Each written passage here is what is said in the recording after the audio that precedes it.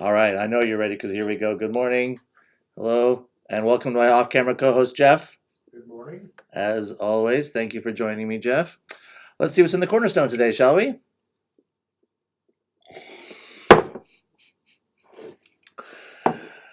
Jeff is the strong silent type. I didn't know I was thinking about a response there. Student grants for research and creative activities. Individual students can apply for $2,500 and groups of two or more can apply up to $5,000 in grants. Research is not just stuff that happens in the labs, like as you think of it with the goggles and the lab coats and the pipettes.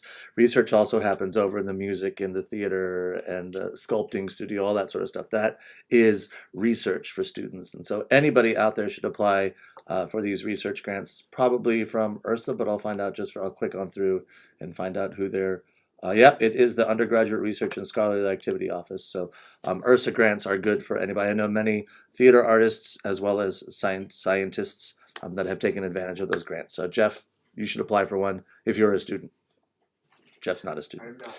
This is great news. So the University of Alaska Fairbanks has been at the forefront of unmanned aerial research and development for a decade now, if not longer. Started out using unmanned aerial vehicles for research purposes and then finding ways to develop them for commercial use and use by public safety officers. And now another new approval, Jeff. Another. That's right. Line out of sight.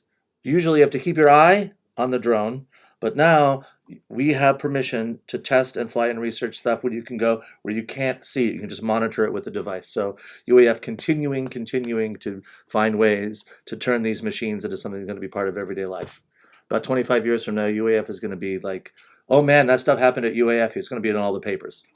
I'm just telling you that. Speaking of that, turning ideas into money, a patent attorney is coming here to the campus on Monday, the 1st of October. You're going to find out how to patent that great idea and maybe turn that patent. You know, I just watched this thing about Nikola Tesla on Netflix a while ago, and he had all these patents for this communicating over wires. And Marconi, who's credited with inventing the radio, later on, it turned out that because he used mostly Tesla patents, that Tesla actually invented the radio, according to the courts. So get those patents. You never know what it could mean for your future.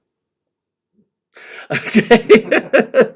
All of that and more in Cornerstone today. Please, you go read your Cornerstone. I'll talk to you tomorrow. Thank you, Jeff. Thank you.